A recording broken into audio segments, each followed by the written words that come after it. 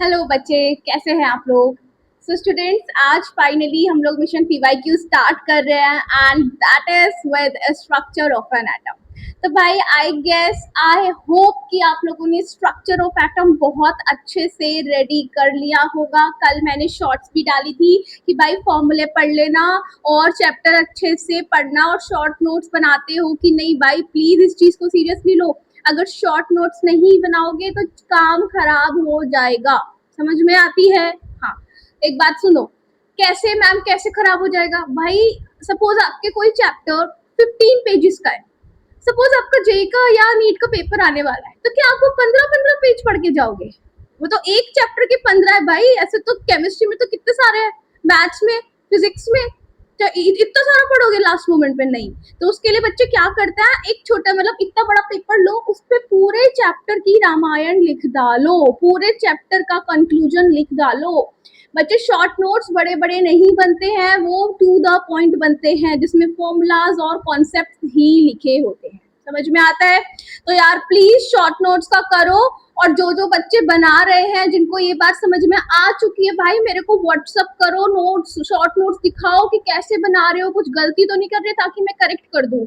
ठीक है? और जिनको नहीं पता था भाई, कोई बात नहीं, आज पता चल गया। प्लीज यार बनाओ और please send me pics on WhatsApp और वट एवर, मेल कर दो, व्हाट्सएप कर दो। व्हाट्सएप का नंबर यूट्यूब बैनर पे लगा हुआ है। ठीक है? नहीं पता तो लिख लो 8439505730। ठीक है? चलो भाई, अब फाइनली आज स्टार्ट करते हैं मिशन पीवाईक्यू। भाई मैंने आपके लिए ना कल पूरे दिन ना यही किया है, फैच आउट किए हैं बहुत बढ़िया बढ़िया पीवाईक्यूज, जो कि हर बार मैंने ऑब्जर्व किया है कि भाई अच्छा ये बताओ मैम, आप इनको टॉप पीवाईक्यू क्यों बोल रहे हो? भाई लगभग ये 40 है और मैं इनको टॉप इसलिए बोल रही हूँ क्योंकि ये हर बार रिपीटेड मोड में रहते हैं, ये रिपीट होते हैं आपके पेपर में, है ना? इसी टाइप का आपका पेपर बनता है, बस पूछने का तरीका अलग हो सकता है, लेकिन स्टूडेंट्स क्वेश्चन यही होता है, फॉर्मूला भी ज्यादातर यही लगते हैं, बहुत सारी चीजें सिमिलर होती है, इसीलिए I am saying them top PYQ. समझ में आई?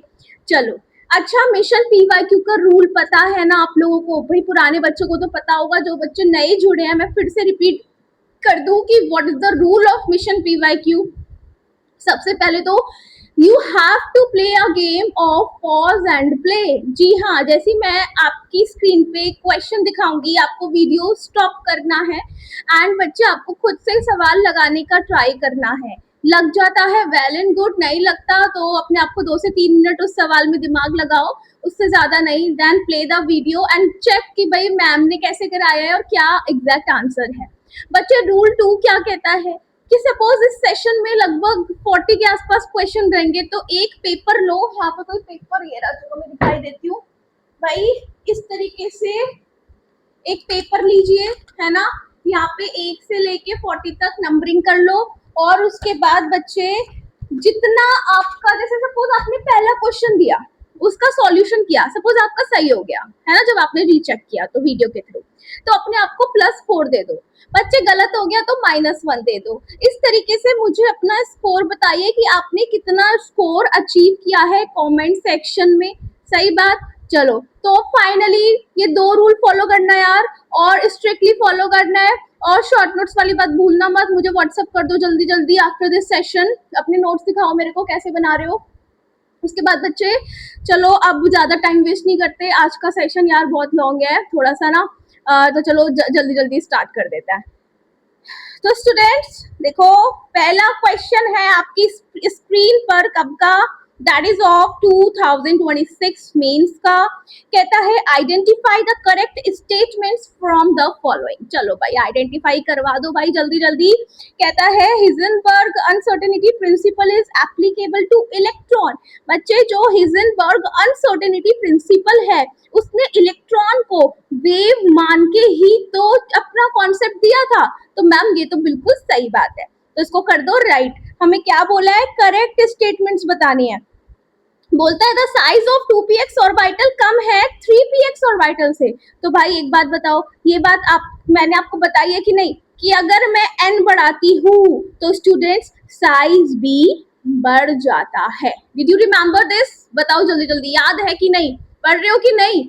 हाँ, तो एक बात बताओ मैम, 2p आ गया और 3p आ गया। तो भाई मैम व्हेन यू देखो यहाँ पे ना n ज्यादा है, यहाँ पे n कम है, तो डेफिनेटली 2p का साइज जो है वो कम होगा 3p से, है ना। हाँ, तो मैम ये a भी सही है, b भी सही है। अच्छा c देख लो क्या कहता है कि the energy of 2s orbital of hydrogen atom is equal to energy of 2s orbital of lithium. यार ये क्या बेहुदा बात कर रहे हो भाई, ऐसा थोड़ी होता है। याद आया कि नहीं पॉइंट? आप पहले तो आप लोग बताओ, अगर आज आपको याद नहीं आया भाई, मैं ना कुछ ना सिस्टम निकालने वाली हूँ कि ऑनलाइन से ना ऐसे ऑनलाइन थप्पड़ कैसे लगता है, ठीक है। चलो, तो मैं क्या कह रही थी कि we have hydrogen and lithium. मैंने बोला था कि भाई जैसे जैसे Z बढ़ता है तो न्यूक्लियर चार्ज भी NC न्यूक्लियर चार्ज भी बढ़ने लगता है, जिसकी वजह से स्टूडेंट्स जो एनर्जी है ऑर्बिटल की, भाई जो एनर्जी है ऑर्बिटल की वो मोर नेगेटिव हो जाती है। मोर नेगेटिव हो जाने का मतलब कम, लो हो जाती है, डिक्रीज कर जाती है। क्या कर जाती है स्टूडेंट्स? डिक्रीज कर जाती है। तो मैम जैसे जैसे आप Z बढ़ाओगे, यानी देखो जो लिथियम पे आप जाओगे तो Z बढ़ा, भाई लिथियम का तो Z 3 है ना, हाइड्रोजन का Z 1 है ना, तो भाई इक्वल की बात कहाँ से आ गई? हाइड्रोजन की एनर्जी तो ज्यादा होती है क्योंकि लिथियम का Z बड़ा है, तो एनर्जी ऑर्बिटल की जो होती है वो घट जाती है और ज्यादा नेगेटिव हो जाती है, डिक्रीज कर जाती है। तो उस हिसाब से तो भाई हाइड्रोजन का ज्यादा होना चाहिए, बिल्कुल। तो ये तो बहुत ही गंदी बात इसने आपको कह दी है। आगे देखो कहता है द इलेक्ट्रॉनिक कॉन्फ़िगरेशन क्रोमियम का आपको 3D sorry argon 3d5 4s1 दिया है। स्टूडेंट्स बिल्कुल सही दिया है, याद करो भाई। ये आपको याद है कि मैंने आपको ये वाली चीज पढ़ाई थी, डिड यू रिमेम्बर दिस? मैंने देखो स्क्रीनशॉट लगा दिया सेशन में से लेके।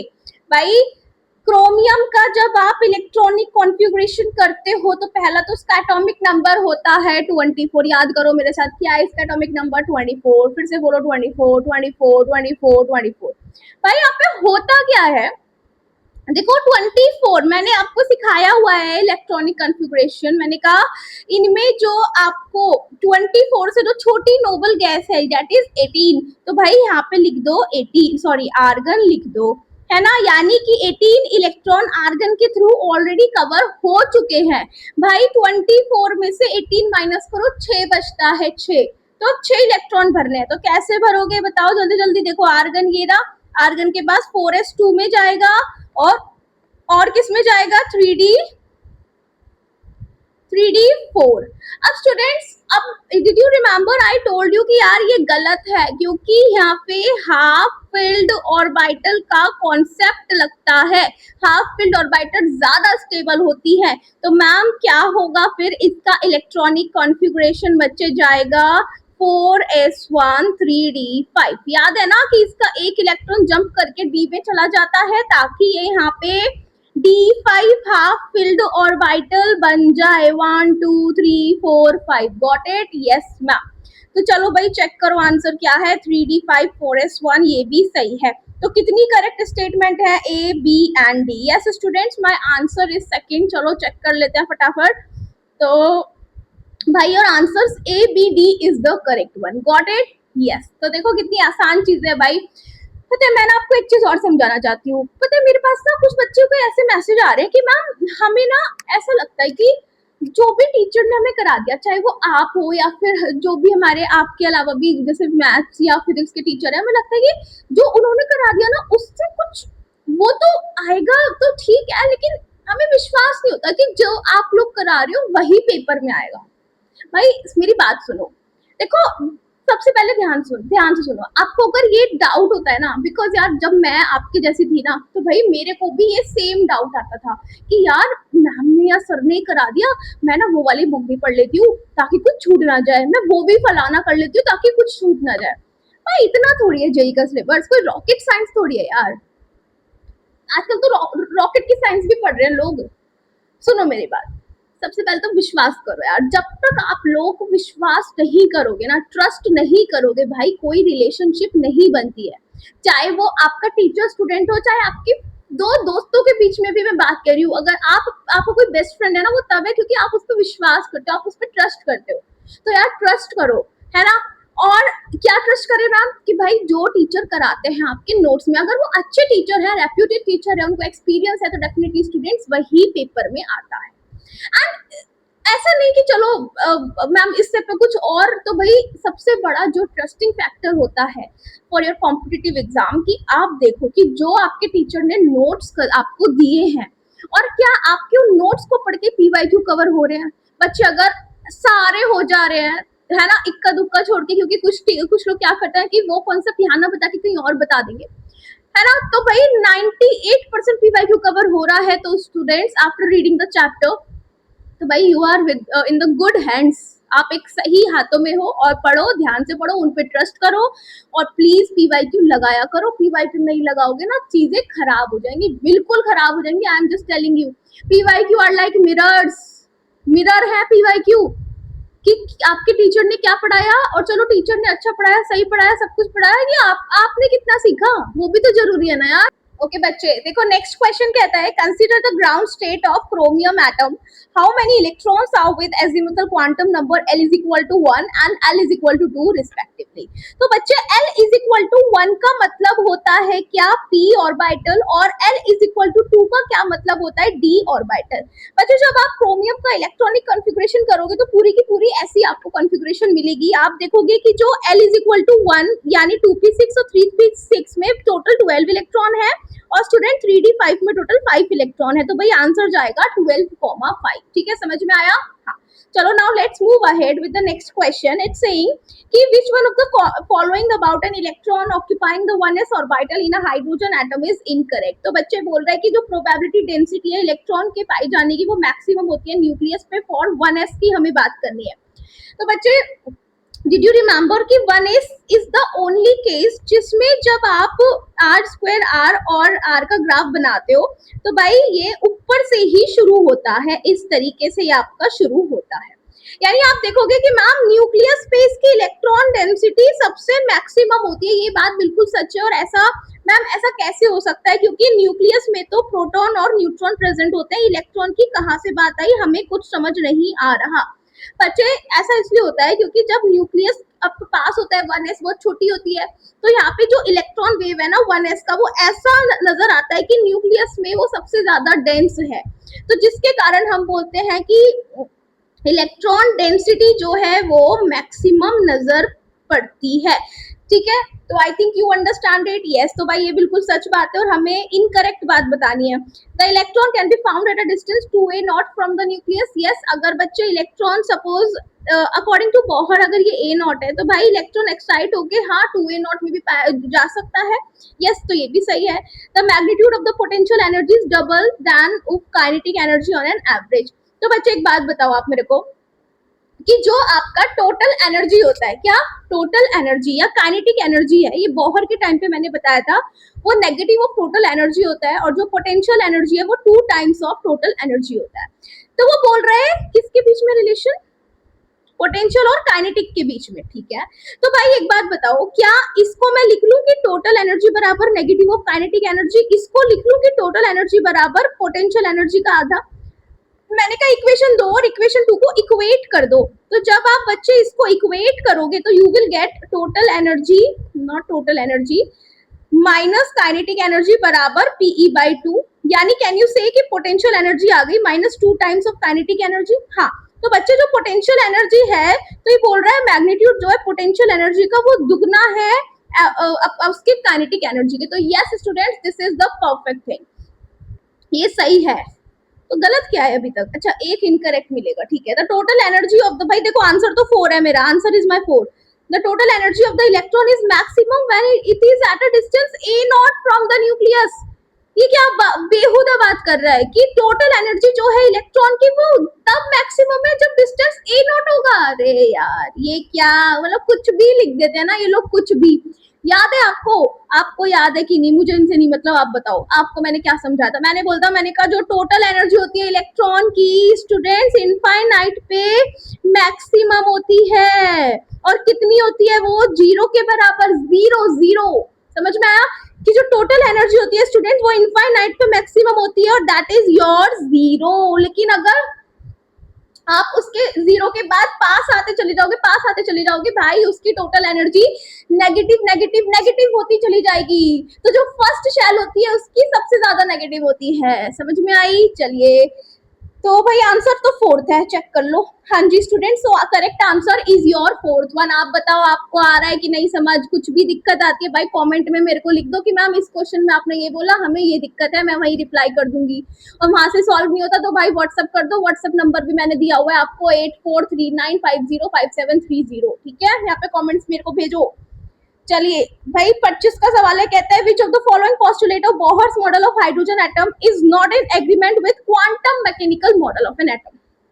चलो फोर्थ से देखते, कहता है the electron in hydrogen atoms stationery state moves in a circle around the nucleus. भाई वी आर सो लकी, हमने फोर्थ चुना और फोर्थ ही मेरा आंसर है। कैसे, मैं बता देती हूँ।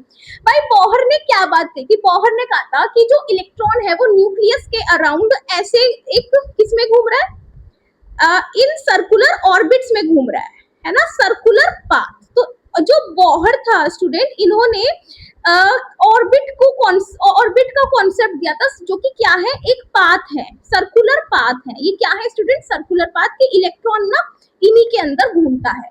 लेकिन स्टूडेंट जब क्वांटम आया तो क्वांटम ने एक बड़ी अच्छी बात की, उसने कहा न्यूक्लियस के अराउंड इलेक्ट्रॉन किसी पाथ में नहीं घूमता और उसकी कोई फिक्स्ड पोजीशन नहीं होती। यहाँ तो आपने फिक्स्ड पोजीशन बता दी, लेकिन यहाँ फिक्स पोजीशन नहीं होती। यहाँ इलेक्ट्रॉन के पाए जाने की पॉसिबिलिटी को उसने क्या बोला कि सपोज अगर वो एस ऑर्बिटल में है तो भाई पूरी एस ऑर्बिटल में कहीं भी वो पाया जा सकता है। पहले आपने तो सिर्फ इतना बोला कि इलेक्ट्रॉन इस सर्कुलर पाथ में घूम रहा है, लेकिन वो सर्कुलर पाथ नहीं भाई, जो क्वांटम मैकेनिकल मॉडल था उसने बोला यहाँ पे ऑर्बिटल होता है। और स्टूडेंट्स ऑर्बिटल कोई पाथ नहीं, वो तो एक वॉल्यूम है, कि ऑर्बिटल जो आपकी प्रेजेंट है वो एक वॉल्यूम है। ये देखो ये एक वॉल्यूम है, ये जिसको एस बोलते हैं। और अगर पी ऑर्बिटल में है तो भाई ये देखो हम इलेक्ट्रॉन के पाए जाने की प्रोबेबिलिटी की भी बात करते हैं, एग्जैक्ट नहीं बताते कि इलेक्ट्रॉन कहाँ है, जबकि उसने तो एग्जैक्ट बता दिया था। किसने? बोहर बाबा ने। तो ये तो भाई बोहर ने बड़ा ब्लंडर कर दिया था। समझ में आती है? इसी तरीके से स्टूडेंट्स ये हो गई क्या आपकी पी ऑर्बिटल, समझ में आई? हाँ, तो भाई fourth is my right answer. Let's check the answer. Yes, fourth is your right answer. चलो अभी आगे बढ़ते हैं।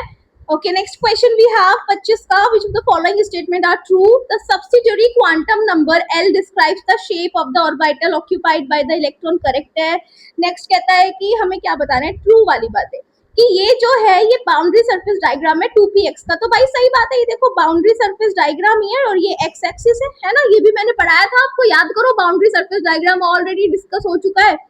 बोलता है अच्छा तो negative and sorry the positive and negative sign in the wave function. Okay student, देखो एक इलेक्ट्रॉन को हमने रिप्रेजेंट करते हैं वेव से, ये भी डिटेल में पढ़ा चुकी हूँ कि भाई ये वाला जो होता है पॉजिटिव एम्पलीट्यूड, इसका जो फेज होता है वो प्लस होता है और इतने पार्ट का जो फेज होता है वो माइनस होता है।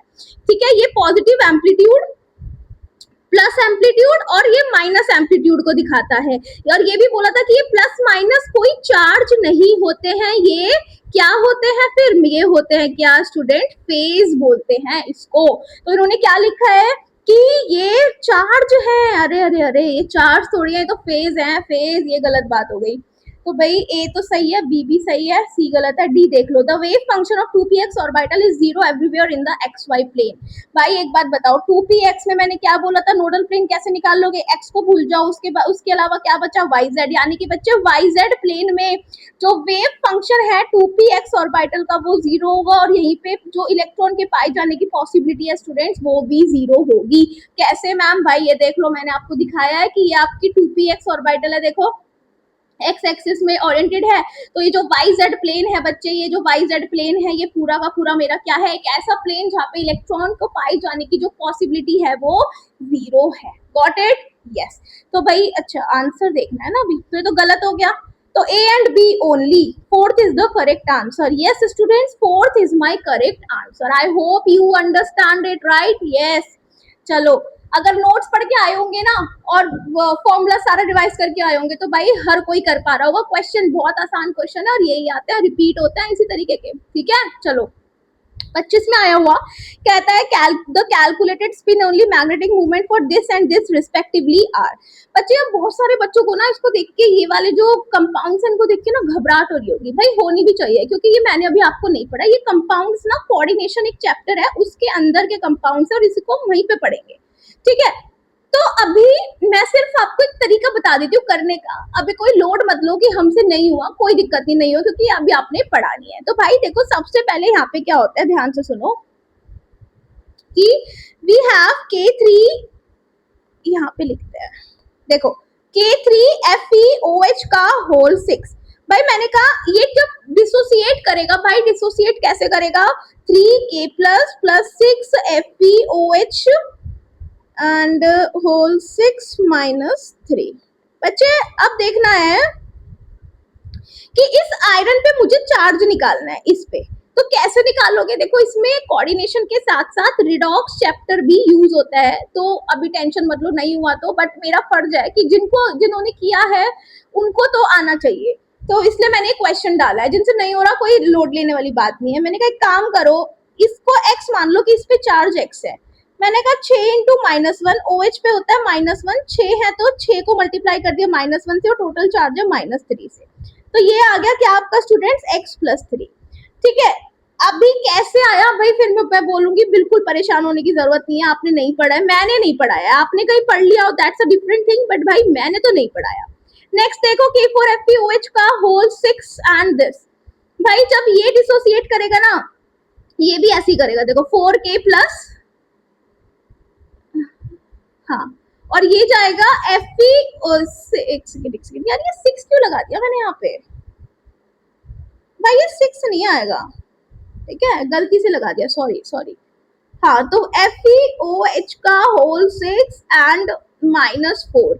बच्चे जब यहाँ पे इसके चार्ज निकालोगे, उसको भी x मान लो, तो कैसे निकालोगे, x प्लस 6 -1 बराबर -4। तो भाई x की वैल्यू आ गई क्या, -2। तो स्टूडेंट्स अब देखना कि जो एक तो Fe पे चार्ज आया +3 और एक आया +2। बच्चे जो मेरा नॉर्मल Fe होता है उसका इलेक्ट्रॉनिक कॉन्फ़िगरेशन करोगे ना, तो that will come out to 3d6 4s2, right, yes. अब मेरे को 3 इलेक्ट्रॉन निकालने हैं, तो इसमें से 3 पहले तो 2 यहाँ से निकालो, एक यहाँ से निकालो, तो बचा 3d5 4s0। बच्चे दूसरे केस में 2 इलेक्ट्रॉन निकालने हैं, तो बस अब 4s2 से निकाल दो, ये बचा 3d6 4s0।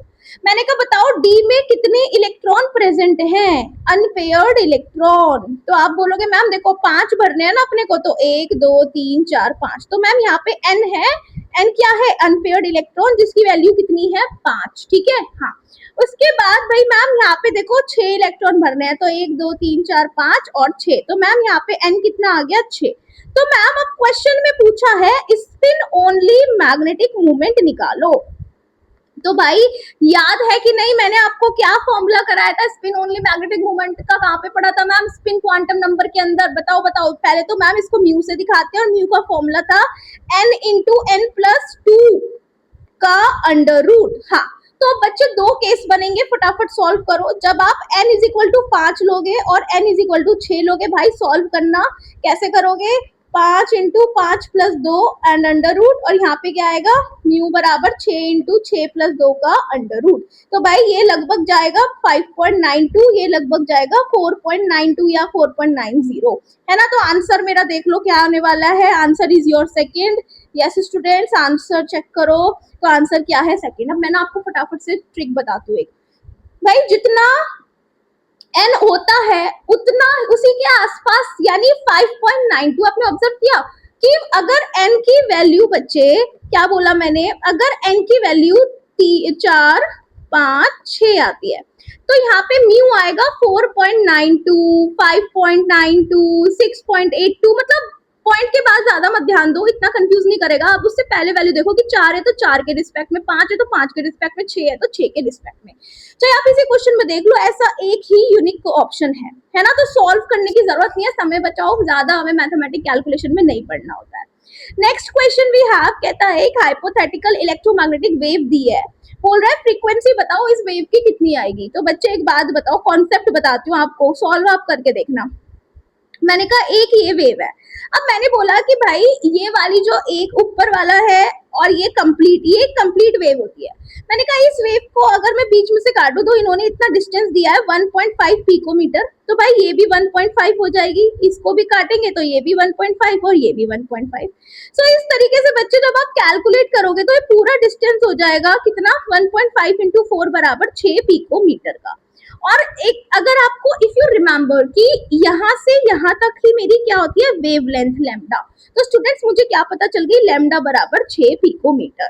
अब मुझे क्या निकालना है, फ्रीक्वेंसी निकालनी है। तो did you no this formula, very important formula हमने पढ़ा था जब वेव को शुरू किया था। तो भाई यहाँ पे निकालना क्या है, फ्रीक्वेंसी, तो न्यू बराबर सी बाई लैम्डा। तो सी क्या होता है, 3 इंटू 10 की पावर 8 मीटर पर सेकेंड। और भाई ये 6 पिकोमीटर है, तो आप पिकोमीटर को पहले मीटर में करो। तो एक पिकोमीटर में 10 की पावर -12 मीटर होते हैं। तो 6 पिकोमीटर में कितने होंगे, 6 इंटू 10 की पावर -12 मीटर। तो भाई यहाँ पे लिखोगे 6 इंटू 10 की पावर -12, इसको सॉल्व कर लेना, आंसर आएगा 5 इंटू 10 की पावर 19 हर्ट्ज। चलो चेक कर लो जी। हाँ स्टूडेंट देखो आंसर क्या है, 5 इंटू 10 की पावर -19 हर्ट्ज। बहुत सिंपल है, ध्यान रखो, है ना, वो प्रीफिक्सेस ध्यान रख लो। मैंने एक शॉर्ट्स में समझाए हैं प्रीफिक्सेस, वहां से याद करो वो सारे प्रीफिक्स। चलिए नेक्स्ट वी हैव 24 में आया था the 4 quantum number for the electron in the outermost shell of potassium. बच्चे जब आप पोटेशियम का इलेक्ट्रॉनिक कॉन्फ़िगरेशन करोगे तो आपको क्या मिलेगा, लास्ट में 4s1 में इलेक्ट्रॉन जा रहा होता है। तो ये बोल रहा है कि इस 4s1 के ही हमें सारे क्वांटम नंबर्स को बता दो कि इसके क्या क्या है। तो भाई 4s1 के केस में आप बोलोगे मैम ये तो रहा क्या n, तो n की वैल्यू क्या आ गई 4। फिर आप बोलोगे मैम ये रहा s की वैल्यू कॉरेस्पॉन्डिंग l होती है 0। अब भाई मैम देखो जो ml होता है ना, तो ml होता है -l से +l तक। तो मैम जब l ही 0 है तो ml भी क्या हो गया 0। तो मैम अब आप ध्यान से सुन लो कि n की वैल्यू 4, l की वैल्यू 0 और ml की वैल्यू 0। तो भाई ऐसा ऑप्शन एक ही है, that is your option 4। I hope you understand it, समझ में आ रहा है कि नहीं। हाँ चलो तो आंसर चेक कर लो, आंसर 4th इज माय, एक सेकेंड यार, सेकेंड दिया है इन्होंने तो, ओ सॉरी मैंने थोड़ा जल्दी कर दिया। भाई ये n तो 4 आया है ना देखो, हाँ तो 4 इसी में ही है, तो yes your second is the right answer. ठीक है ये देख लो आंसर क्या है, second is your right answer. चलो नेक्स्ट क्वेश्चन आया था 24 में, कहते हैं the correct set of 4 quantum number for the valence electrons of rubidium. भाई रुबीडियम का जो सिंबल होता है दैट इज Rb, एंड इसका जब आप इलेक्ट्रॉनिक कॉन्फ़िगरेशन करोगे एक नोबल गैस आएगी और लास्ट में 5s बन जाता है ना। हाँ तो भाई जैसा अभी ऊपर वाला क्वेश्चन था पोटेशियम का, सेम ये भी वही क्वेश्चन है। बट मैं एक बात बता दूं, उन्होंने वैलेंस इलेक्ट्रॉन शब्द बोला है और ये आपको थोड़ा पता भी होगा यार, 9th-10th में बता देते हैं। वैलेंस इलेक्ट्रॉन डिटेल में हम पढ़ते हैं कहाँ पे, क्लासिफिकेशन ऑफ एलिमेंट में, बट मैं बता देती हूँ। वैलेंस इलेक्ट्रॉन होते हैं आउटर मोस्ट शेल के इलेक्ट्रॉन, है ना। तो आउटर मोस्ट शेल को क्या बोलेंगे, वैलेंस शेल, और उसके इलेक्ट्रॉन को क्या बोलेंगे, वैलेंस शेल इलेक्ट्रॉन। तो यहाँ पे जो आपकी वैलेंस शेल है बच्चे ये है वो, तो मैंने कहा कर लो 5s के लिए सारी चीज निकालो। तो n तो ये तो n है, ये l इसके लिए 0 हो जाएगा तो m भी 0, और n की वैल्यू क्या आ गई 5, तो 500, ऐसा एक ही आंसर है, दैट इज योर ए। चलो चेक करते हैं, तो करेक्ट आंसर इज ए। चलिए नेक्स्ट क्वेश्चन आया था 24 में आया था, कहता है which of the following electronic configuration would be associated with the highest magnetic movement. तो भाई जिसका मैग्नेटिक मूवमेंट ज्यादा किसका होगा, क्योंकि मैग्नेटिक मूवमेंट बराबर होता है n इंटू n प्लस 2 का अंडर रूट। तो भाई जिसका n ज्यादा उसका म्यू भी ज्यादा होगा। तो गिन लो भाई 3D7 में कितने n है, बताओ जल्दी बताओ। 3D7 में 3 आएंगे, 3D8 में 2 आएंगे, 3 में 3 आएंगे, 6 में कितने आएंगे बताओ, 4 आएंगे। तो भाई आंसर क्या है मेरा 4। ठीक है चलो तो ये देखो 3 2 3 4 इसी में ज्यादा है तो मैक्सिमम 4। चलिए नेक्स्ट क्वेश्चन कहता है 2026 में द वेवलेंथ ऑफ फोटोन ए। बच्चे एक कोई फोटोन है जिसकी वेवलेंथ कितनी दी है 400 नैनोमीटर, ये क्या है उसकी वेवलेंथ। फिर बोल रहा है कि फोटोन बी की फ्रीक्वेंसी दी है कितनी 10 की पावर 16 सेकेंड इनवर्स। फिर बोल रहा है फोटोन सी की जो वेव नंबर दिया है दैट इज 10 की पावर 4 सेंटीमीटर इनवर्स। तो आपको correct order of energy of these photon बताना है। तो स्टूडेंट्स ये भी बहुत सिंपल है, देखो एक बड़ा ही सिंपल क्वेश्चन है। क्या कहता है कि आप वेवलेंथ तो दी है 400 नैनोमीटर, बी की आपको क्या दिया है फ्रीक्वेंसी दी है, तो C is equal to nu lambda से क्या वेवलेंथ निकाल सकते हो C बाय न्यू से। तो देखो C की वैल्यू और न्यू की वैल्यू रखी तो यहाँ से आ गया 30 नैनोमीटर। उसके बाद बच्चे उसने फोटोन सी का न्यू बार यानी वेव नंबर दिया और आपको पता है वेव नंबर बराबर होता है 1 बाय लैम्डा। तो यहाँ से लैम्डा क्या आ जाएगा 1 बाय न्यू बार। तो भाई लैम्डा आ गया 1 बाय न्यू बार, वैल्यू रख दी न्यू बार की 10 की पावर 4। तो यहाँ से स्टूडेंट्स ये आ गया 1000 नैनोमीटर। तो एक बात बताओ कि जिसकी वेवलेंथ एनर्जी बराबर होता है एच सी बाई लैम्डा, यानी जिसकी वेवलेंथ ज्यादा उसकी एनर्जी तो कम हो जाएगी ना, हो जाएगी ना। हाँ, तो भाई किसकी वेवलेंथ ज्यादा है, पहले वेवलेंथ का ऑर्डर लगाओ, किसका ज्यादा है वेवलेंथ का। तो मैम सबसे ज्यादा तो किसका है सी का, फिर ए का और फिर बी का। सही बात है, मैंने कहा एनर्जी का ऑर्डर लगाओ तो मैम एनर्जी का ऑर्डर उल्टा कर दो। तो भाई B A C is my right answer. Okay बच्चे, अभी देखो अगला सवाल क्या है, ये आया था भाई 2026 में। क्या कहता है ध्यान से सुन लो। इट्स सेइंग कि इनकरेक्ट स्टेटमेंट बताना है बच्चे सबसे पहले तो आपको। एंड व्हाट इट्स सेइंग कि नोटेशन दिया है मैग्नीशियम का, that is 1224 Mg represents 24 protons and 12 neutrons. So students suppose मेरे पास मैग्नीशियम ये रहा 12 and 24। बच्चे आपको पता है this represent Z and this represents A, right? Yes. अच्छा मैं कहूँ कि इसमें बताओ कितने प्रोटॉन्स हैं, तो भाई क्या कहोगे मैम प्रोटॉन तो Z के बराबर होते हैं जो कि है 12। तो मैम प्रोटॉन कितने हो गए 12। मैंने कहा A बताओ क्या होता है, आप कहोगे मैम A होता है mass number which is equal to N plus P। तो अगर मैं कहूँ यहाँ से N निकाल लो तो आप कहोगे A माइनस P कर दो। मैंने कहा ए बताओ भाई ए कितना दिया है, तो बताओ ए कितना दिया है, जल्दी बताओ। ए है 24 माइनस प्रोटॉन 12। तो बच्चे यहाँ से न्यूट्रॉन कितने हो गए 12। तो भाई मैम जो मेरे प्रोटॉन भी 12 और न्यूट्रॉन भी 12। तो भाई ये तो मेरी हो गई रॉन्ग स्टेटमेंट। क्या हो गई रॉन्ग स्टेटमेंट, क्योंकि इन्होंने 24 प्रोटॉन्स बोले हैं। तो this is my absolutely wrong statement. आगे बढ़ते हैं। Wavelength of radiation of frequency this is इतना। बच्चे एक बात बताओ, क्या सी बराबर न्यू लैम्डा पड़ा है, क्या वेवलेंथ निकालनी है ना, तो वेवलेंथ बराबर सी बाई न्यू आएगा। बताओ सी कितना होता है 3 इंटू 10 की पावर 8 मीटर पर सेकेंड।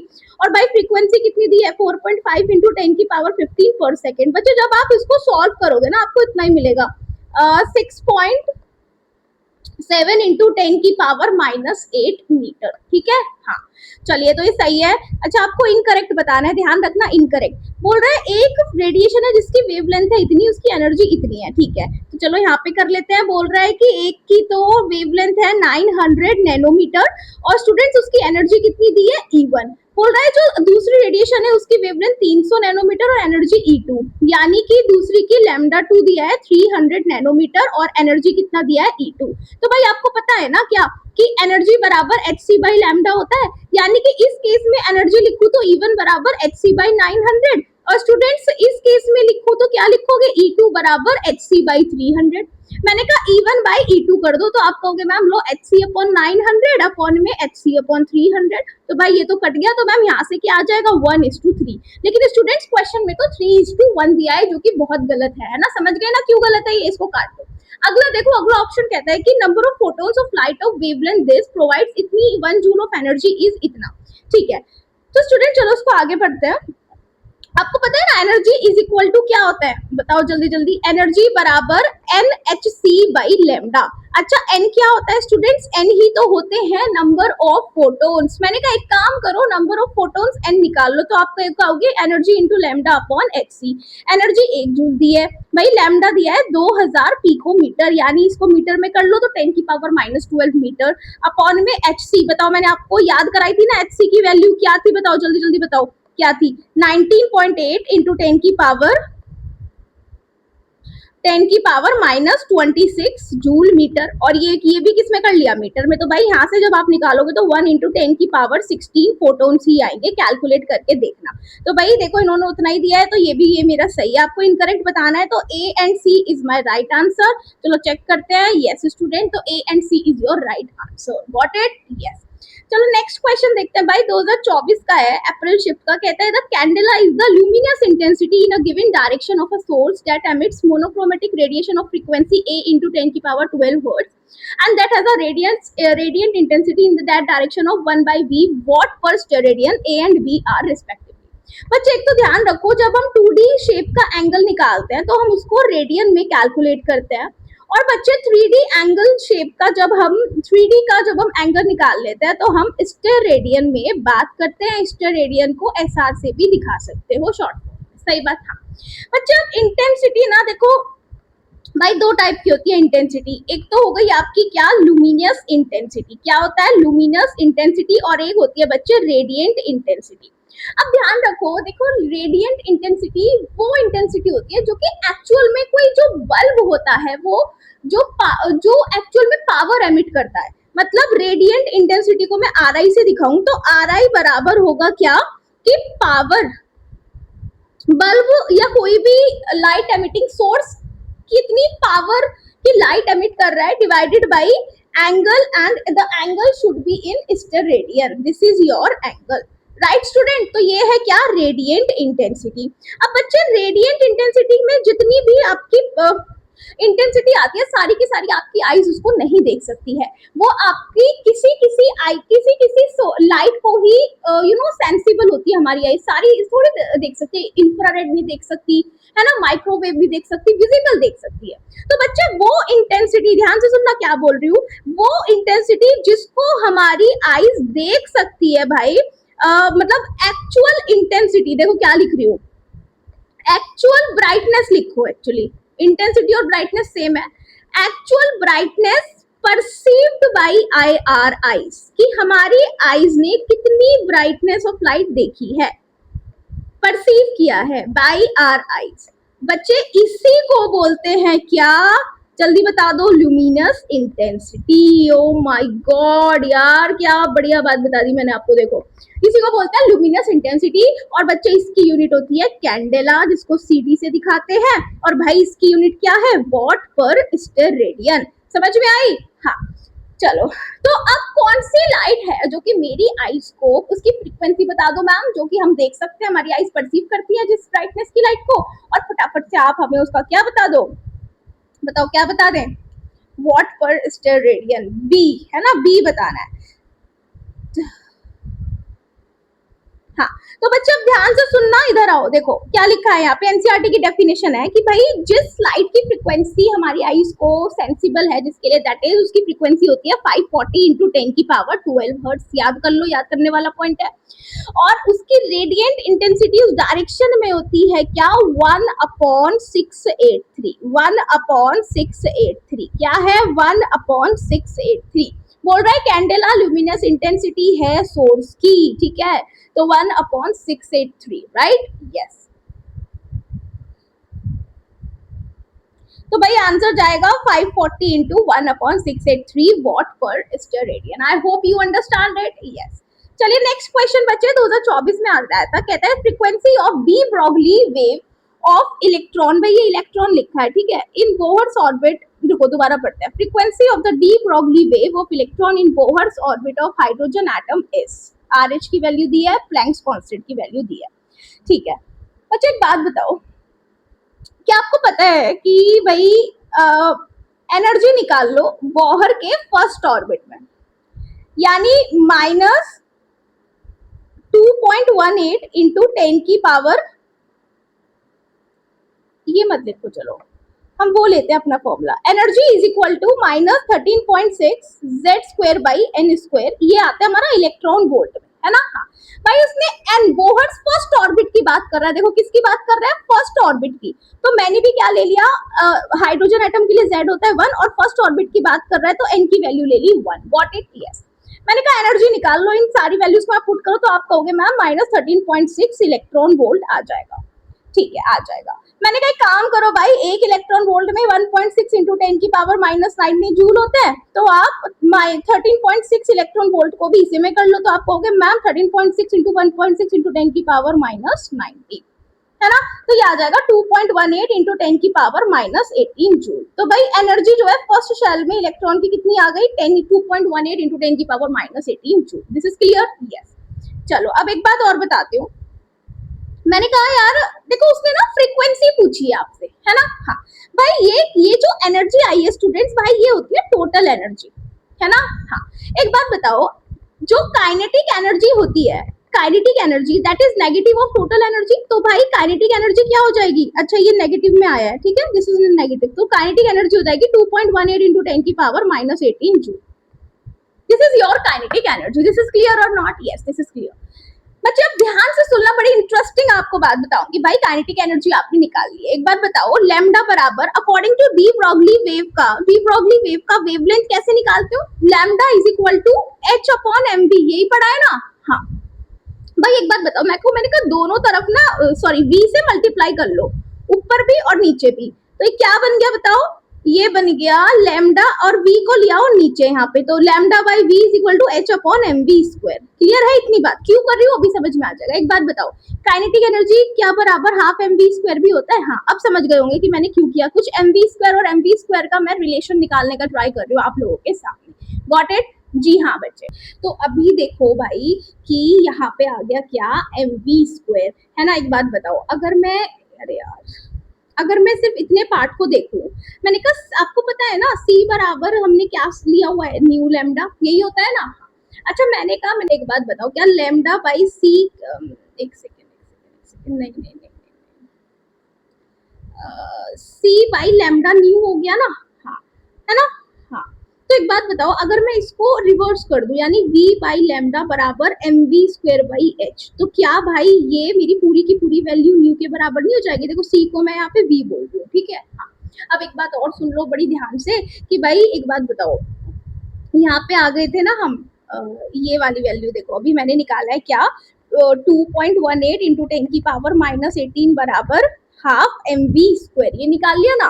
तो मैंने कहा एक काम करो, एम वी स्क्वायर क्या आएगा, तो आप कहोगे मैम 2 इंटू 2.18 इंटू 10 की पावर -18, यानी 2 8 16 3 4.36 इंटू 10 की पावर -18, तो ये आ गया एम वी स्क्वायर। अब देखो ऊपर मैंने अभी क्या निकाला, मैंने ये बोला आपको क्या कि न्यू बराबर M V square by H होगा, यानी कि भाई न्यू बराबर M V square by H, यानी एम वी स्क्वायर अभी आपने कैलकुलेट किया 4.36 इंटू 10 की पावर -18, और एच की वैल्यू क्या है 6.626 इंटू 10 की पावर -34।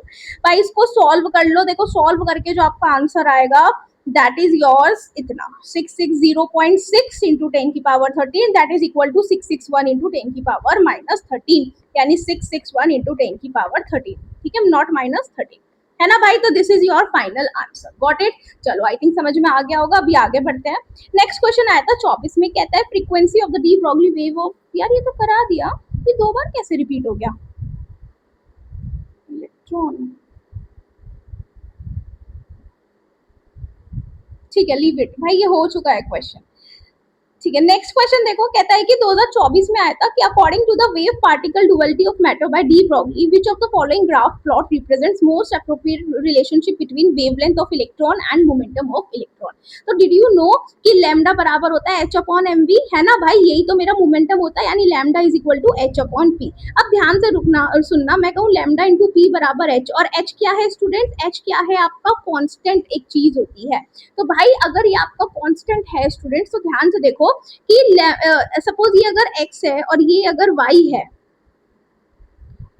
हाँ, तो बच्चे इस ये बोल दो एक्स वाई बराबर कांस्टेंट, तो स्टूडेंट इसका जो ग्राफ बनता है ना, इसका ग्राफ बनता है that is your rectangular hyperbola. क्या बनता है? Rectangular hyperbola. क्या बनता है? रेक्टेंगुलर हाइपरबोला इसका ग्राफ बनता है, और ये कैसा दिखता है? इस तरीके से ये आपको नजर आता है। तो भाई जो आपका आंसर है देखो, lambda P and this is your rectangular hyperbola, तो first is your right answer. चलो मैं आपको दिखा देती हूँ। जी हाँ बच्चे, फर्स्ट इज योर आंसर। देखो ये मैंने लिखा है कि एक्स वाई कांस्टेंट आ जाए तो रेक्टेंगुलर हाइपरबोला का ग्राफ ऐसे बनेगा, और भाई अगर y is equal to M X square type आ जाए, जो कि अभी आगे कहीं पे आएगा, इसलिए मैंने यहाँ पे लिखा हुआ है, तो भाई इसका ग्राफ कैसा बनता है? पैराबोला। और पैराबोला कैसा होता है? इस तरीके से, अगर m पॉजिटिव है और अगर m क्या है? स्लोप m नेगेटिव है, तो इस तरीके से नीचे की तरफ ऐसे कर्व बनता है, ठीक है? ये ऊपर की तरफ कर्व और ये नीचे की तरफ कर्व, ठीक है? चलो अभी खैर आगे आ जाएगा। सुनो नेक्स्ट क्वेश्चन है 2024 में आया था, कहता है कि the ionisation energy of sodium in kilojoule per mole. भाई ये ना पता नहीं इन्होंने क्या लिख दिया है, ये किलोजूल पर मोल है, इसे हटा दो, और this is your what? This is your kilojoule per मोल, है ना? इन्होंने तो यार ये भी ऐसे थोड़ी बनता है, क्या कर दिया पता नहीं, ये जाएगा कुछ ऐसे। बोलता है if electromagnetic radiation of wavelength इतना, देखो वेवलेंथ दी है 242 nanometre, is just sufficient to ionise sodium atom, मतलब एक सोडियम एटम, क्या बोला इन्होंने कि भाई ये आपका एक सोडियम का एटम है, तो इसमें से इलेक्ट्रॉन निकालने के लिए जो आपकी इलेक्ट्रोमैग्नेटिक रेडिएशन लग रही है उसकी वेवलेंथ है 242 नैनोमीटर। ठीक है, तो आप बताओ कि वो आयनाइजेशन एनर्जी बताओ, सोडियम का किलो जूल में बताना है, लेकिन इस बार उन्होंने पूछा मोल का, पर मोल बताना है। अभी तो इन्होंने एक सोडियम एटम की बात की, लेकिन यहाँ पे पर मोल का क्या मतलब हो गया, 6.022 इंटू 10 की पावर 23 सोडियम एटम्स की बात आप लोग कर लो। ठीक है, हाँ, तो भाई एक बात बताओ, क्या बताना है हमें, एनर्जी, तो एनर्जी बराबर होता है एच सी बाई लैम्डा। तो जस्ट आप मेरे को एक बार बताओ एच सी की वैल्यू, मैं कितनी बार बोला, मैंने कहा यार याद कर लो क्या होती है एच सी की वैल्यू, 6.626 इंटू 10 की पावर -34, और बच्चे लैम्डा क्या होता है, लैम्डा क्या दिया है 242 नैनोमीटर। स्टूडेंट्स एक नैनोमीटर में होता है 10 की पावर -9 मीटर, तो बताओ 242 नैनोमीटर में कितना होगा, तो 242 इंटू 10 की पावर -9 मीटर। तो भाई 242 इंटू 10 की पावर -9। तो स्टूडेंट्स यहाँ पे जब आप सॉल्व कर लेना कुछ आएगा, तो सपोज कुछ सॉल्व करके कुछ वैल्यू आई है, मैंने उसको नाम दे दिया x, कुछ आया है, अब वो बोल रहा है कि भाई एक एटम सोडियम का उसके लिए एक सेकेंड, उसके लिए जो एनर्जी है वो है सपोज x जूल में आई है, ये एनर्जी किस में आई है, जूल में।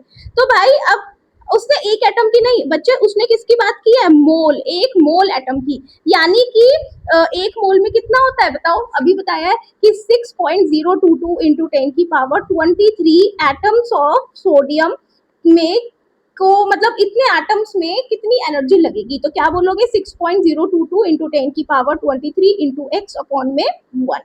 तो भाई यहाँ से कुछ आपका आंसर आएगा, that is in your joule, किस में आएगा, जूल पर मोल में, लेकिन बच्चे आपको आंसर किस में देना है, किलो जूल में, है ना, मैं चलो बता देती हूँ। यहाँ पे देखो भाई आंसर आएगा आपका 8.198 इंटू 10 की पावर -19 जूल पर एटम। अब भाई किलो जूल में करना है तो एक जूल में 10 की पावर -3 किलो जूल होते हैं, तो बस आप इस वाली वैल्यू को 8.198 इंटू, अच्छा ये एटम में आया है, ये पर एटम है, पर मोल में निकालोगे तो भाई ये आएगा इतना, तो ध्यान से सुनो, पर मोल में इतना आ रहा है 494 इंटू 10 की पावर -3 किलो जूल, नहीं 3 किलो जूल, जूल पर मोल आएगा। आप इसको किलो जूल में कैसे करोगे, इंटू 10 की पावर -3 से मल्टीप्लाई करके, 494 इंटू 10 की पावर 3 इंटू 10 की पावर -3, ये आ गया किसमें, किलो जूल पर मोल में, क्योंकि ये तो कैंसिल हो जाएगा, तो भाई आंसर क्या आएगा, सिर्फ 494। ठीक है, आंसर क्या आ जाएगा आपका 494 किलो जूल पर मोल। ठीक है, सॉल्व करके देखना, तरीका मैंने बता दिया कि किस तरीके से आपको करना है। चलो अगला सवाल देखते हैं, 2026 में आया हुआ है, कहता है what is the ratio of wave number of first line of Balmer series. भाई बाल्मर सीरीज के लिए देखो, फर्स्ट बाल्मर सीरीज में n1 क्या होता है, दैट इज 2, यानी n1 तो हो गया 2, और फर्स्ट लाइन का मतलब क्या होता है बच्चे, 2 के ऊपर जस्ट n ले लो, यानी कि जब n2 इज इक्वल टू 3 होगा तो ये क्या बनेगी, मेरी फर्स्ट लाइन।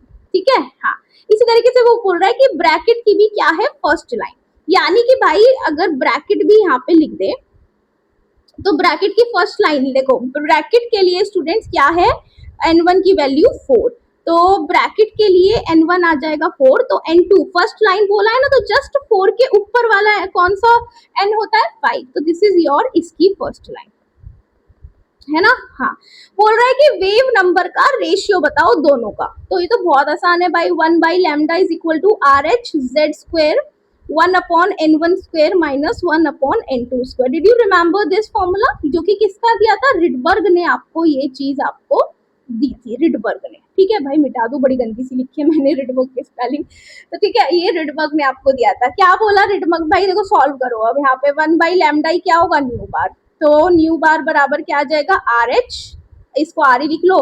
भाई हाइड्रोजन एटम की बात हो रही है ना, हाँ, तो हाइड्रोजन के लिए भाई जेड की वैल्यू क्या आ जाएगी 1, तो 1/n1², 2 का स्क्वायर, माइनस पहले मैं बाल्मर के लिए लगा रही हूँ 1/3 का स्क्वायर। बच्चे इसको सॉल्व करना, तो एक सेकेंड,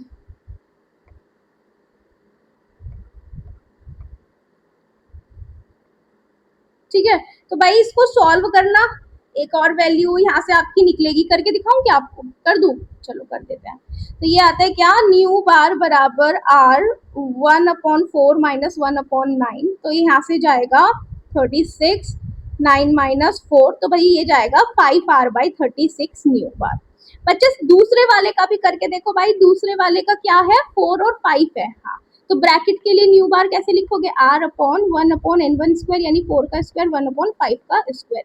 तो यहाँ से निकाल लो r, ये जाएगा 16 माइनस 25 है ना, सॉल्व करोगे तो r, ये 25 इंटू 16, तो ये जाएगा 25 माइनस 16, तो 16, 17, 18, 19, 20 और 5 9, तो r इंटू 9/25 इंटू 16। अब रेशियो निकालना है, तो यानी येलो वाले का रेशियो डिवाइडेड बाय ग्रीन वाले का रेशियो, ये इसका आया है। ठीक है भाई, निकाल दो, अब तो बहुत सिंपल है। तो येलो वाले का क्या है, 5r/36, इसका क्या है 9r/25 इंटू 16। तो स्टूडेंट जब आप इसको सॉल्व करोगे ना भाई, तो आपका देखो आंसर सॉल्व करके आएगा 5/0.81। ठीक है, तो योर आंसर इज 5/0.81। देखो आपका आंसर जाएगा सेकंड। ठीक है, अब सॉल्व कर लेना, देखो यहाँ तक पहुंचा दिया मैंने आपको। मैथमेटिक्स ढंग से अप्लाई करना, कभी वही गलती कर दो कि भाई मैम केमिस्ट्री तो सीख गए, मैथ्स भूल गए, ऐसे मत करना। चलो नेक्स्ट देखो, 2026 में आया था, the wave number of 3 spectral line of hydrogen atom are considered. ठीक है, identify the set of spectral lines belonging to Balmer series. Cool. तो भाई बाल्मर सीरीज के लिए आपको पता है ना, लाइमन बाल्मर, बाल्मर के लिए n1 तो क्या है, फिक्स है, लेकिन n2 कुड बी 2 के बाद 3, 4, 5 एंड सो ऑन। तो भाई कैसे निकालोगे, क्या निकालना है, वेव नंबर बराबर, ठीक है, R H Z square 1/n1 square minus 1/n2 square, यही करो बच्चे। न्यू बार निकालो, जेड हाइड्रोजन एटम के लिए भाई जेड क्या हो जाएगा 1, तो आर बचा माइनस, अब पहले n1 को लो, पहले स्टूडेंट्स n1 को लो, क्या लिख दूं क्या, हाँ चलो मैं यहाँ पे लिखती हूँ। मैंने कहा क्या क्या लेना है भाई, पहले n1 को लो 2, तो n2 को लो 3, एक कॉम्बिनेशन तो ये बनाओ, फिर एक कॉम्बिनेशन बनाना, n1 लेना 2, n2 लेना क्या 4, एक कॉम्बिनेशन इसके साथ बनाओ। और स्टूडेंट्स इसी तरीके से पहले n1 को लेना 2 और n2 को लेना क्या आपकी बार 5, एक कॉम्बिनेशन, इन 3 कॉम्बिनेशन को बना के सॉल्व करो। तो भाई न्यू बार आ गया ये, तो यहाँ पे n1 स्क्वायर क्या है 2 माइनस 1/3 का स्क्वायर, तो एक तो ये आ गया है ना, ये क्या जाएगा, अभी हमने किया था ना, स्क्वायर जाएगा,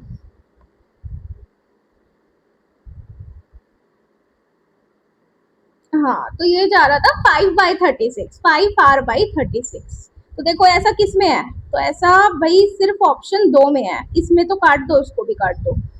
अब नेक्स्ट फिर डिसाइड कर देगा। तो भाई ये तो आ गया पहली लाइन का वेव नंबर, दूसरी का भी निकाल लो, ये n2 इज इक्वल टू 2 और n2 इज इक्वल टू 4, तो कहाँ पे निकालू, चलो एक काम करते हैं, ये वाला आप खुद निकाल लेना, मैं ये वाला निकाल देती हूँ, क्योंकि इधर ना प्रॉब्लम हो जाएगी स्पेस की। तो ये r न्यू बार निकाल रहे हैं, r 1/2 का स्क्वायर माइनस 1/5 का स्क्वायर, तो जाएगा r 1/4 माइनस 1/25, तो ये जाएगा r 100, 25 माइनस 4 कितना हुआ, 25 माइनस 4 21r/100। तो भाई देख लो यहाँ पे 21r/100 है, ये वाला निकाल लेना दूसरे वाला। ठीक है, तो भाई आंसर तो आ गया फर्स्ट है। चलो आंसर चेक करते हैं, तो आंसर है भाई मेरा 1। ठीक है, आई होप यू अंडरस्टैंड इट। चलिए नेक्स्ट क्वेश्चन देखो, कहता है 26 का है, बोल रहा है the wavelength of spectral line obtained in the spectrum of Li+2। भाई ये क्या है, Li+2 है, पता नहीं कैसे लिखते हैं ये लोग। This is your Li+2 ion when the transition take place between two level whose sum is 4 and whose difference is 2। ठीक है, तो भाई ये क्या बोल रहा है कि ये आपका न्यूक्लियस है और ये आपकी क्या है, शेल्स है। तो स्पेक्ट्रल लाइन, जब सपोज कि किसी इलेक्ट्रॉन ने एनर्जी को एब्जॉर्ब करा, तो वो कहाँ अपने से दूसरी एनर्जी लेवल पे जंप कर गया, लेकिन बच्चे कुछ सेकंड बाद ही वो वापस हो रहा होता है। तो इस समय जो उसने एनर्जी एब्जॉर्ब की है वो उसको रिलीज कर रहा होता है। तो इस ये जो एनर्जी रिलीज है, इस समय पे आपको एक लाइट दिखती है जिसकी एक वेवलेंथ होती है, और इसी को मैं क्या बोलती हूँ, स्पेक्ट्रल लाइन। क्या बोला जाता है इसी को, स्पेक्ट्रल लाइन। ठीक है, तो इस लाइन की वेवलेंथ आप मेरे को फटाफट से बता दो, अगर ये एटम किसका है, Li का है। ठीक है, हाँ, और बच्चे बोल रहे हैं ट्रांजिशन भी 2 लेवल में हो रहा है, दो में ही तो हो गए, देखो 2 में ही तो हो गए, एक और ये 2। बोल रहा है कि इसका सम है, चलो तो मैं बोल रही हूँ कि भाई एक लेवल है n1 और दूसरा लेवल है n2। वो बोल रहा है जिसका सम है n1 प्लस n2 बराबर क्या है 4। बोल रहा है इनका डिफरेंस भी दिया है कि n2 माइनस n1 क्या होगा 2। तो भाई यहाँ से तो निकाल लो, बहुत आसान है, इनको सॉल्व कर लो इक्वेशन 1 और इक्वेशन 2 को। तो बताओ n1 प्लस n2 बराबर 4 है, माइनस n1 प्लस n2 बराबर 2 है। ये तो कट जाएगा, तो 2n2 बराबर 6 आ गया, तो n2 की वैल्यू तो आ गई 3। अब 3 को इसमें पुट कर दो, तो n1, यार ये तुम लोग बाद में कंफ्यूज ना हो जाओ।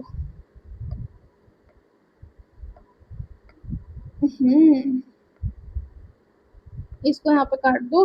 हाँ तो भाई पुट n2 इन 1, तो क्या आएगा, n1 plus n2 is equal to 4, तो n1 is equal to 4 minus n2 बराबर 4 माइनस 3, तो ये आ गया क्या 1।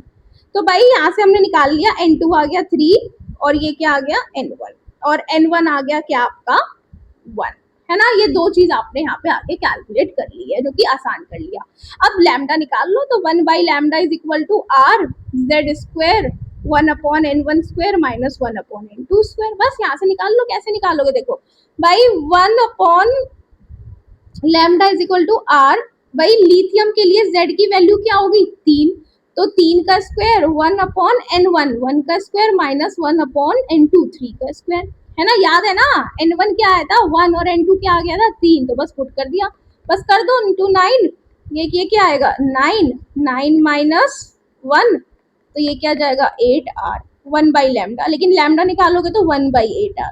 तो स्टूडेंट्स इसको सॉल्व करना, भाई देखो मैंने आपको बताया था कि 1 बाई आर की वैल्यू सीधा याद रखो, एंगस्ट्रॉम में क्या होती है 912 एंगस्ट्रॉम, तो ये जाएगा लैम्डा बराबर 912 अपॉन 8। कुछ गलत हो गया क्या, नहीं नहीं सही है सही है, 1 बाई आर ही तो होता है 912, हाँ अपॉन 8, ठीक है। तो क्या जाएगा 8 1 9 10 11। चलो यार कैलकुलेट अब तुम लोग करके देखना, मैंने बस आपको तरीका बता दिया। तो यहाँ से भाई जो आपका आंसर आएगा वो किस में आएगा, एंगस्ट्रॉम में आएगा। ये आंसर लैम्डा किस में आएगा, एंगस्ट्रॉम में। अब एंगस्ट्रॉम को सेंटीमीटर में किस में पूछ रहा है, अच्छा देखो आंसर ना सेंटीमीटर में दिया है, तो आप क्या करोगे कि यहाँ पे एंगस्ट्रॉम को सेंटीमीटर में कर लेना, तो एक एंगस्ट्रॉम होता है 10 की पावर -8 सेंटीमीटर, समझ गए ना। चलो भाई इस हिसाब से आप देख लो एक बार भाई कि यहाँ पे आ रहा है आपका क्या, लैम्डा इतना आ रहा है, यानी वो इतना आ रहा है 1.14 इंटू 10 की पावर -6 सेंटीमीटर। ठीक है, क्लियर है। चलिए भाई कैलकुलेट करके देखना एक बार।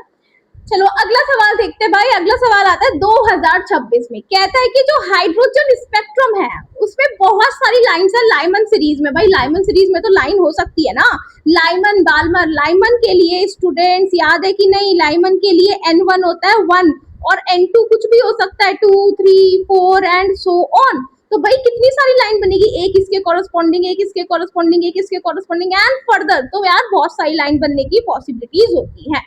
चलो उसने बोला सपोज मैंने इन लाइन को नाम दिया L1 L2 L3, उसने बोला L1 सबसे लोएस्ट एनर्जी है लाइमन सीरीज की।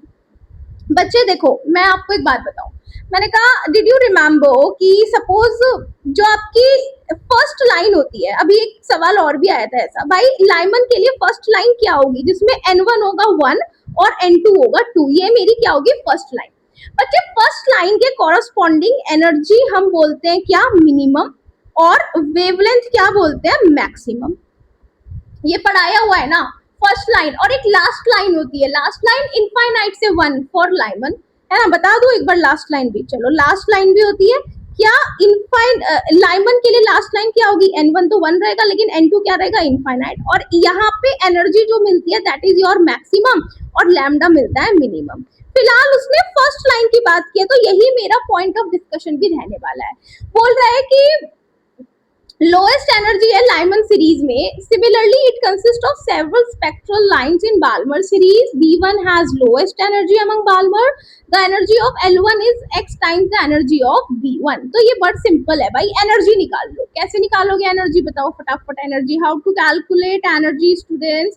तो एनर्जी कैसे निकालोगे, energy is equal to RH Z square 1 upon n1 square minus 1 upon n2 square. भाई लाइमन की अभी खाली बात चल रही है, तो लाइमन हाइड्रोजन एटम की भी बात चल रही है, तो इसके लिए Z1 हो जाएगा, तो ये हो जाएगा 1 बाई n1 कितना है फर्स्ट लाइन के लिए, n1 1 का स्क्वायर माइनस n2 कितना है 2, तो 1 अपॉन 2 का स्क्वायर।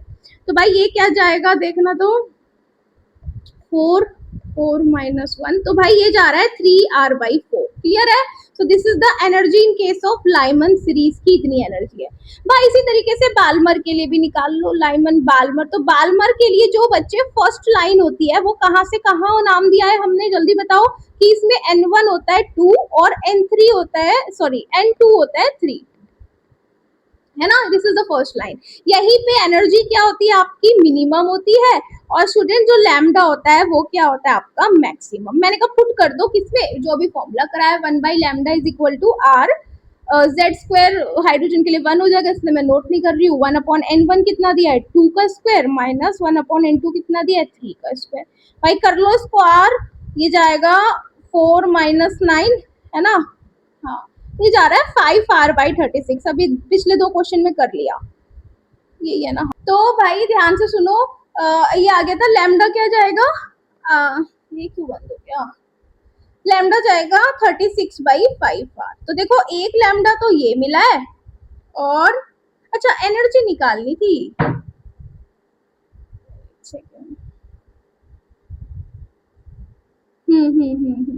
बच्चे एनर्जी निकालनी थी हमने, यहाँ लैम्डा फालतू में लिख दिया।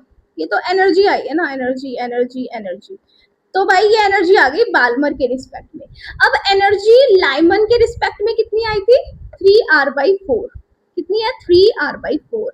और बाल्मर के रिस्पेक्ट में 36/5r। ये भी अच्छा, ठीक है ठीक है ठीक है बच्चे। फिर ना आप ना इसको रिवर्स नहीं करोगे, बस यही है आपका आंसर। यहीं पे हमने रिवर्स करके निकाला हुआ था ना वो लैम्डा का। तो ये जाएगा क्या, 5r/36। अब वो बोल रहा है क्या कि ना लाइम L1 की जो एनर्जी है वो कितने टाइम्स है B1 की एनर्जी की। तो भाई जो लाइमन की एनर्जी है, निकाल लो यार यहाँ से। यहाँ से R की क्या वैल्यू आएगी, 4EL/3, और यहाँ से R की क्या वैल्यू आएगी, 36EB/5। मैंने कहा दोनों को इक्वल रख दो, क्योंकि R तो दोनों के सेम होंगे ना, इक्वल।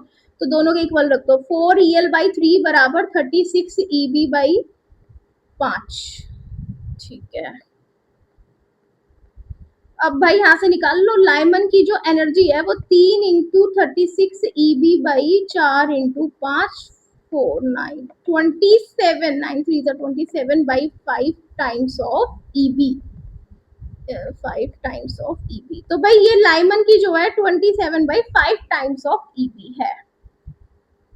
अच्छा एक सेकेंड, अभी इन्होंने क्या पूछा है, हाँ तो बच्चों में आंसर करना है 10⁻⁻1 की फॉर्म में।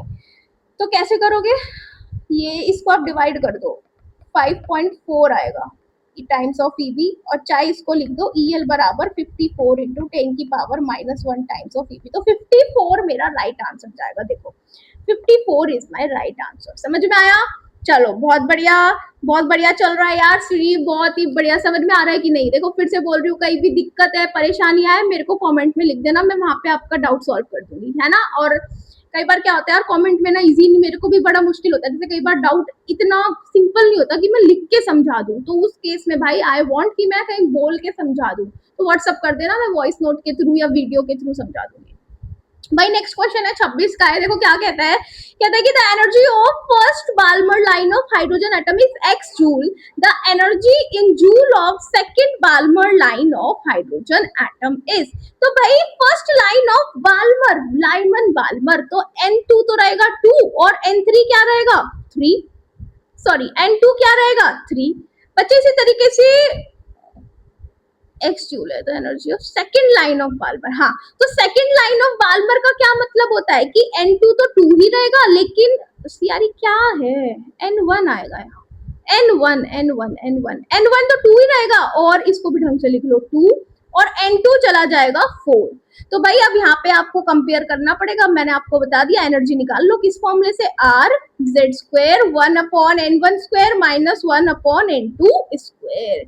मतलब जब इसको सॉल्व करोगे ना यार, तो आपका आंसर 1.35x आएगा, है ना। दोनों का निकाल के देखना, इजी है, बहुत इजी है, बहुत ज्यादा इजी है। अब तो आप खुद भी कर लोगे, या कराई दूं मैं, करा दूं, चलो करा देते हैं, करा देते हैं। अब डाला है तो करा के ही जाऊंगी, आपको नहीं दूंगी करने के लिए।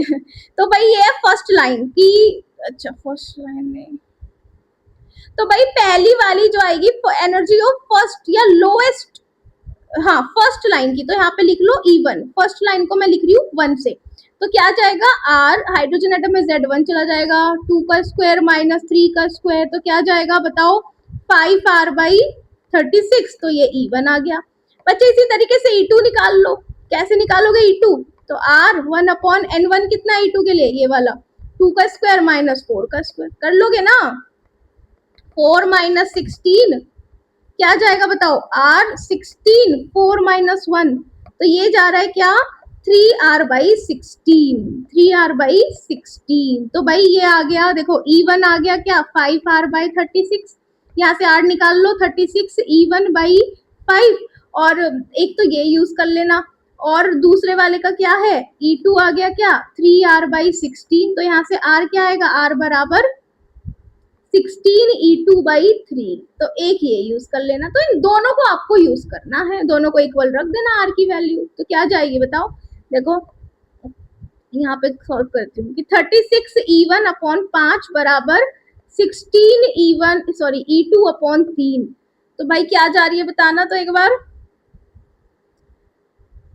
कर लो यार, जल्दी जल्दी जल्दी जल्दी जल्दी जल्दी, क्या बोल रहा है इसने, एनर्जी जो है फर्स्ट पाल्मर लाइन की x है, अच्छा यानी कि बच्चे इसने E1 भी x दिया हुआ है आपको, तो 36x/5, ये देखो ये लिखा है x दिया है, तो energy of second line of hydrogen atom की, ठीक है, तो अब E2 निकालना है, तो अब तो आसान है यार, E2 निकालना बहुत आसान है, देखो E2 बराबर हो जाएगा 3 × 36x/16 × 5, क्लियर है, हाँ जी क्लियर है, बस सॉल्व कर लो भाई, जब आप सॉल्व करोगे ना यहाँ से आएगा 1.35x, तो E2 कितना आ गया, ये यही मेरा क्या है आंसर है, गॉट इट, आगे बढ़े, चलो भाई आगे बढ़े,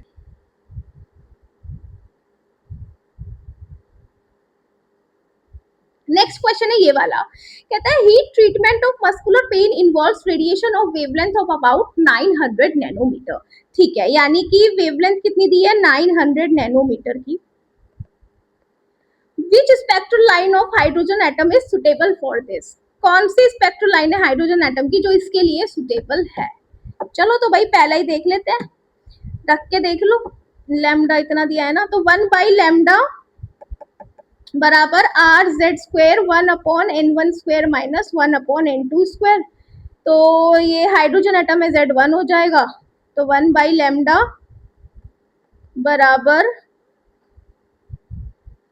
R, भाई R की वैल्यू 10⁵ सेंटीमीटर इनवर्स दी है, तो भाई इसमें ना आप एक काम कर लो, मैं आपको एक आसान तरीका बताती हूँ, पता है 1 नैनोमीटर में 10⁻⁷ सेंटीमीटर होता है, तो 900 नैनोमीटर में कितने सेंटीमीटर हो जाएंगे, देख लो 900 × 10⁻⁷ सेंटीमीटर, बच्चे अब वेवलेंथ तो ये रखो, और RH की वैल्यू उन्होंने ये दी है, तो वेवलेंथ रखो 900 × 10⁻⁷, और RH की क्या वैल्यू दी है 10⁵, Z1 हो जाएगा 1/N1 क्या लोगे 3² माइनस N2 क्या लोगे 1/∞, तो ये तो भैया ये तो पूरी वैल्यू 0 हो जाएगी, तो ये क्या बचा 1/900 × 10⁻⁷ × 10⁵ into this 10⁵ into 1/9, भाई ये देखोगे ना ये 1/9 बराबर, चलो कुछ बच्चे कहेंगे मैम ने डायरेक्ट कर दिया, तो ये क्या मैं इसको ऐसे लिख दूं 10⁻⁻5 बराबर 10⁵ देखोगे आप ये इससे कैंसिल हो जाएगा, तो ये आ गया 1/9 बराबर 1/9, तो वेवलेंथ सेम आ गई, तो इसीलिए बच्चे मेरा आंसर क्या जाएगा 1 ही जाने वाला है।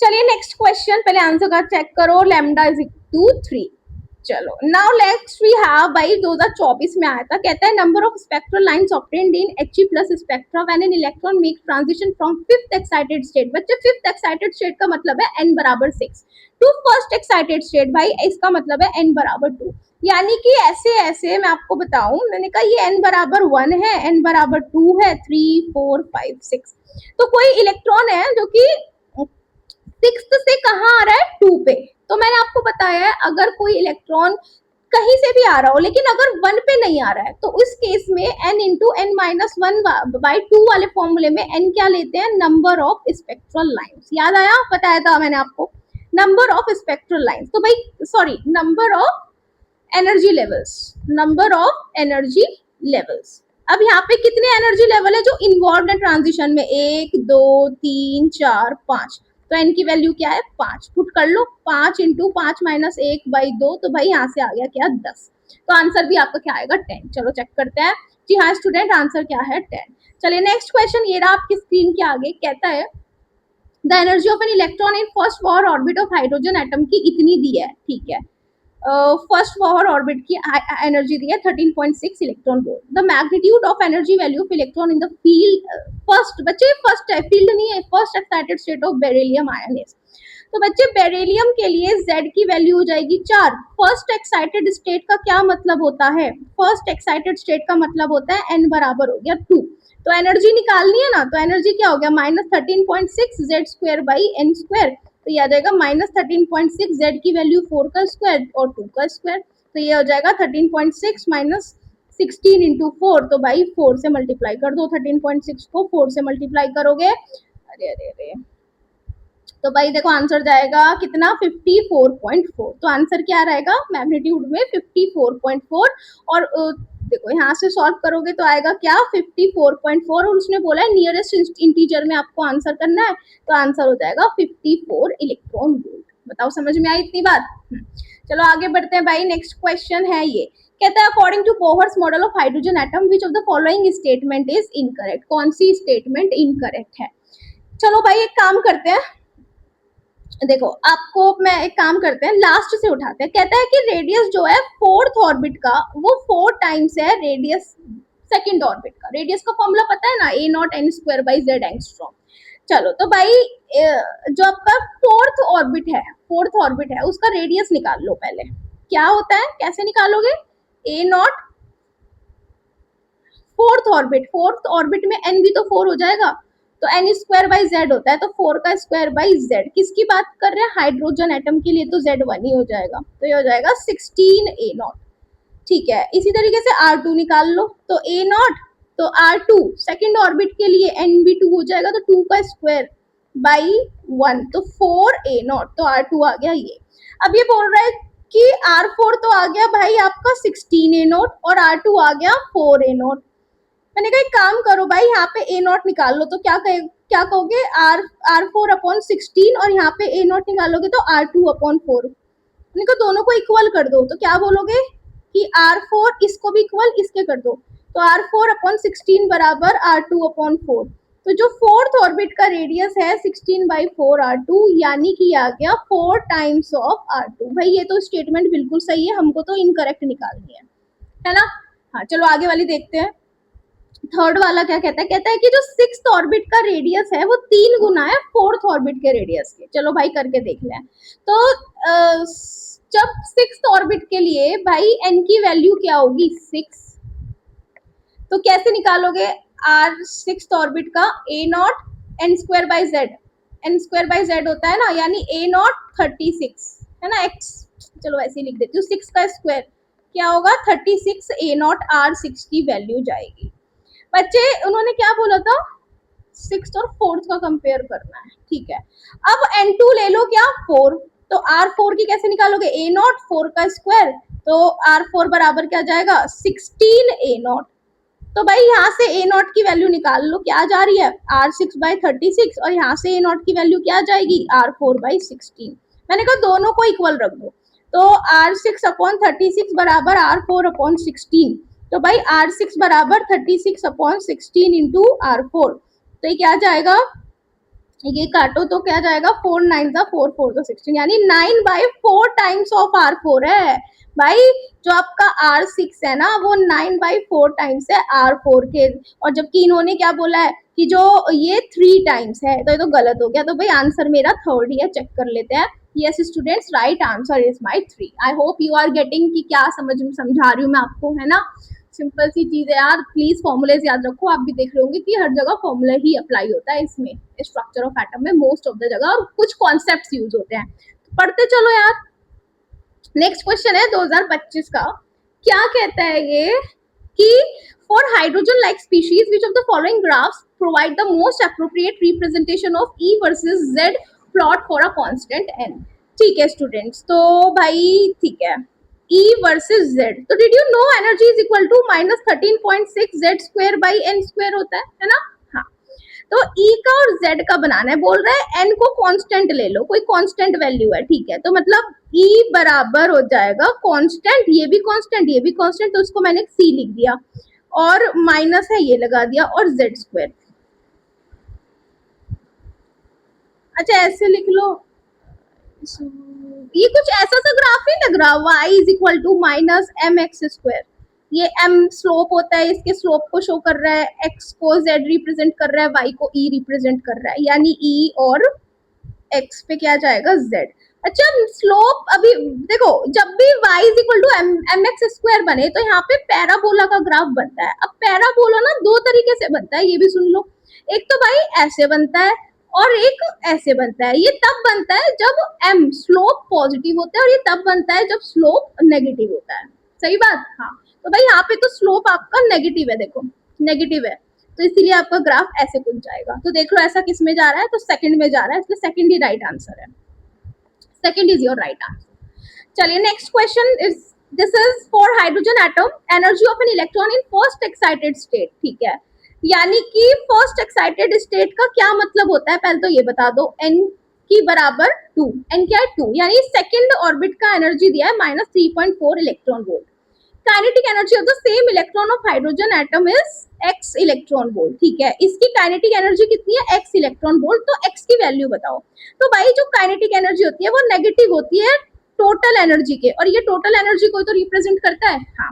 तो भाई काइनेटिक एनर्जी क्या हो जाएगी 3.4 इलेक्ट्रॉन वोल्ट, तो x की वैल्यू 3.4 ही जाएगी। अच्छा आंसर करना है 10 की पावर -1 में, 10 की पावर -1 की फॉर्म में, तो ये जाएगा 34 इंटू 10 की power -1 electron volt. 34 is your right answer. चलो चेक करो। जी हाँ students, so your answer is 34। I hope you understand it. चलिए नेक्स्ट क्वेश्चन है, कंसिडर द फॉलोइंग रिएक्शन। बच्चे देखो अभी ये रिएक्शन देख के बहुत बच्चे डर गए होंगे, और डरना जायज भी है यार। ये जो है ना, ये हम पढ़ते हैं, एक चैप्टर है हमारा इनऑर्गेनिक का, दैट इज क्वालिटेटिव एनालिसिस। किसमें, क्वालिटेटिव एनालिसिस में हम इस रिएक्शन को पढ़ते हैं। तो अभी आपको लोड नहीं लेना, ये रिएक्शन कहाँ से आई कैसे आया वहीं पे पढ़ाऊंगी, अभी बस समझ लो, क्योंकि ये is the part of structure of atom. इसलिए मैं क्वेश्चन डाल के ये आपको दिखाना चाहती हूँ कि यार ये क्वेश्चन ना कैसे मिक्स अप होके आते हैं, एक चैप्टर से रिलेटेड नहीं होते हैं, अलग अलग चैप्टर से मिक्स होके आते हैं। तो भाई देखो मैं आपको रिएक्शन दिखाती हूँ, मैं ना आपको इसी के थ्रू समझाती हूँ। ये रिएक्शन होती है कि निकल सल्फाइड रिएक्ट करता है नाइट्रिक एसिड के साथ in the presence of hydrochloric acid. बच्चे इनको साथ में ना एक्वा रेजिया भी बोलते हैं, ये भी मैं वही बताऊंगी, ये वही का पार्ट है सारा। तो ये रिएक्शन करके देता है NiCl2। तो देखो इसने बोला A क्या बना, तो A तो बना NiCl2। फिर इसने बोला A की रिएक्शन NH4OH और इस कंपाउंड के साथ हुआ है। तो भाई जब हम A की रिएक्शन इसके साथ और इसके साथ कराते हैं तो मेरे को मिलता है क्या, NH4Cl और पानी। और बच्चे जो साथ में मिलता है B, इन्होंने B पूछा है कि ये B क्या है। तो स्टूडेंट्स ये जो B है ना, यही आपका क्या है, दिस इज योर B। ये कंपाउंड कैसे बना क्या बना वहीं पे बताएंगे, अभी आपको लोड नहीं लेना। अब क्वेश्चन कहता है कि ये बताओ कि कितने प्रोटॉन हैं जो कि हाइड्रोजन बॉन्डिंग में इन्वॉल्व नहीं है बी वाले प्रोडक्ट में। यानी इस प्रोडक्ट में अब आप देखो कि भाई एक प्रोटॉन H तो ये है ना, तो इसमें देखो ये हाइड्रोजन बॉन्डिंग बना रहा है, ये आपकी हाइड्रोजन बॉन्डिंग में इन्वॉल्व है, और ये वाला H भी स्टूडेंट्स आपका हाइड्रोजन बॉन्डिंग में इन्वॉल्व है। तो ये तो आंसर के नहीं है। तो ये 3 प्रोटॉन है जो कि किसी प्रकार की हाइड्रोजन बॉन्डिंग में तो नहीं है, ये बस कोवलेंट बॉन्ड बनाते हैं। तो भाई ऐसे कितने हैं देखो, 3 3 6 3 9 3 12। तो भाई मेरा आंसर क्या गया, 12 इज माय राइट आंसर।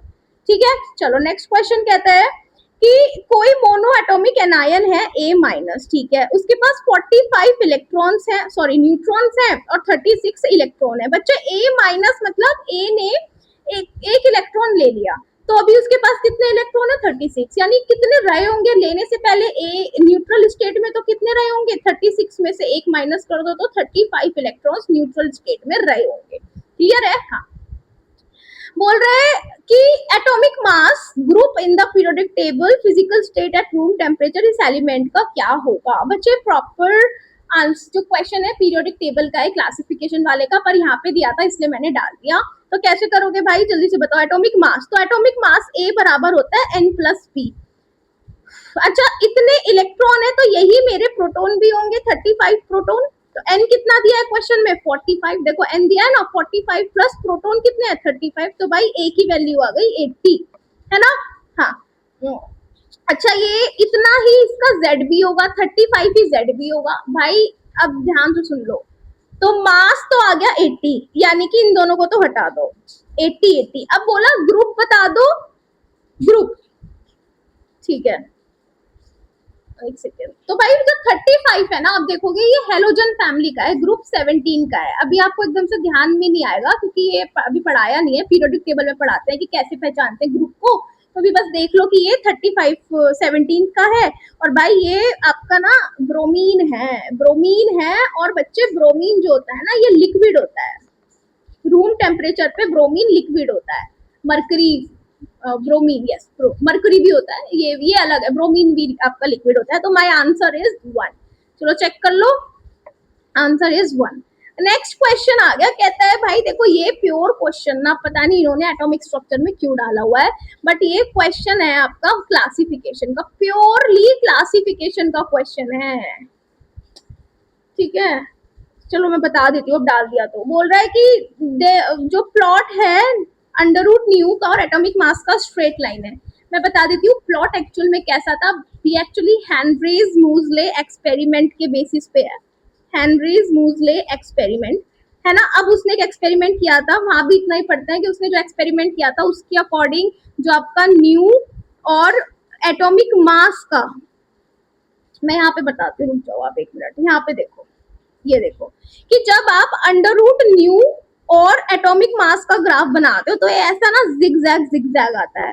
लेकिन बच्चे जब आप अंडर रूट वी और जेड एटॉमिक नंबर, ये किसको रिप्रेजेंट करता है एटॉमिक नंबर को, जब आप ग्राफ बनाते हो तो एकदम स्ट्रेट लाइन आता है। बस इतना ग्राफ है और कुछ आपको नहीं पढ़ना, this is the final graph, है ना। और ये वहीं पे पढ़ेंगे क्लासिफिकेशन में। तो आप देखोगे कि जो प्लॉट है अंडर रूट वी का और एटॉमिक मास का स्ट्रेट लाइन लिखा है, जो कि गलत है, जिगजैग आता है अंडर रूट वी और जेड ए का, है ना।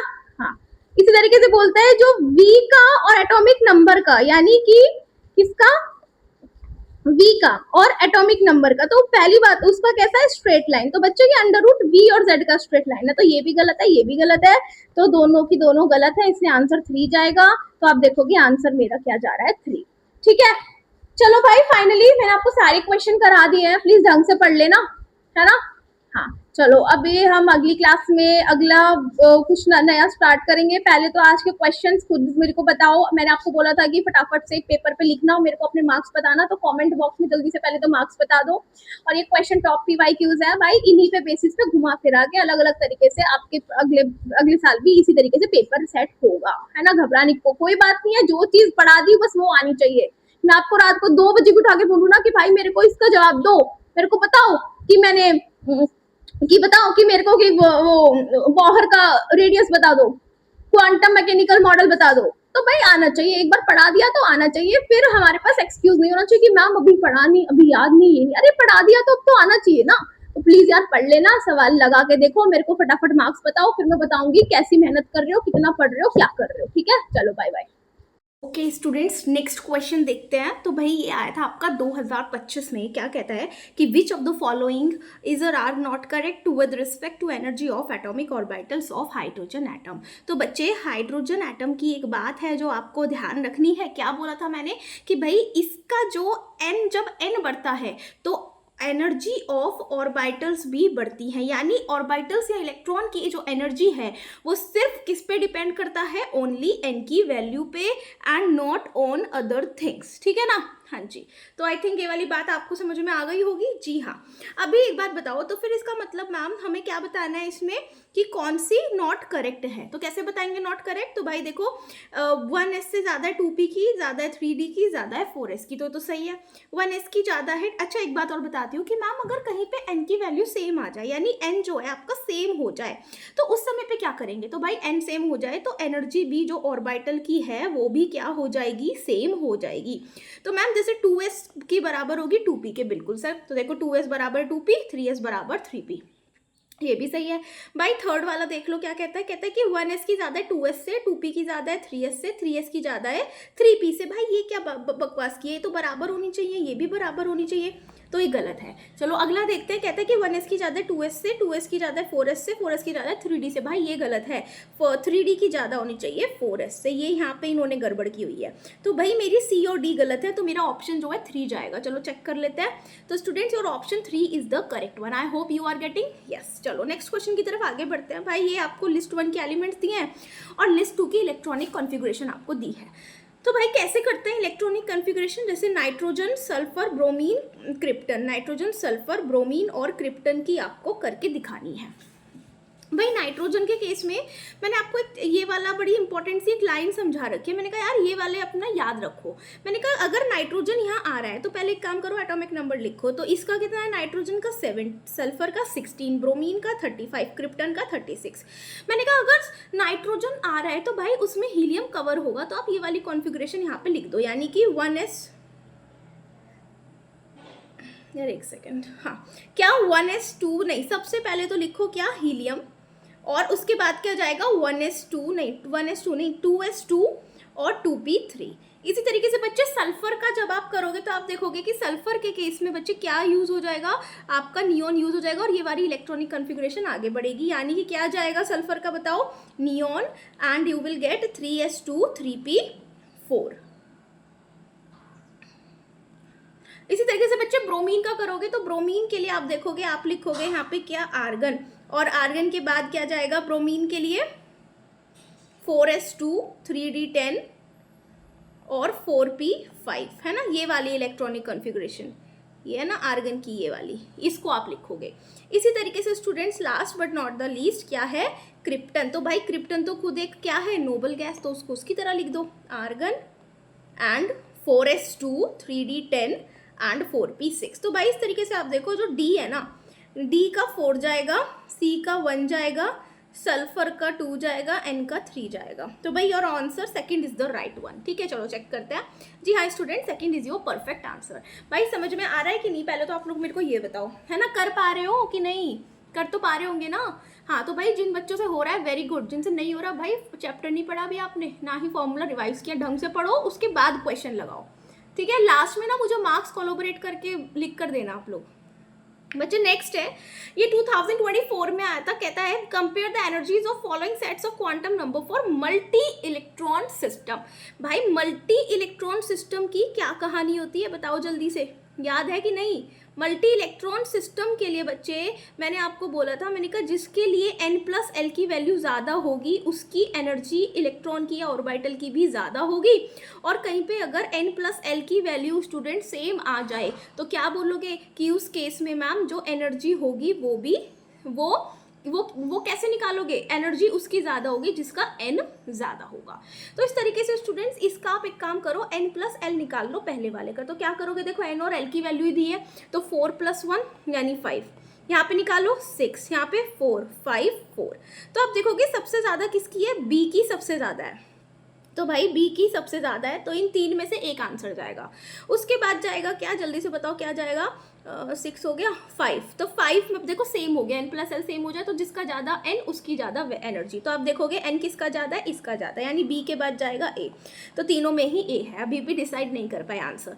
देन बच्चे फिर कौन सा जाएगा, जल्दी बताओ भाई, फिर जाना चाहिए मेरे अकॉर्डिंग तो 4, तो भाई अब फिर से सेम हो गया, तो 4 के बाद n देख लो जिसका ज़्यादा, तो e का ज़्यादा है, नहीं कहाँ गया 4, हाँ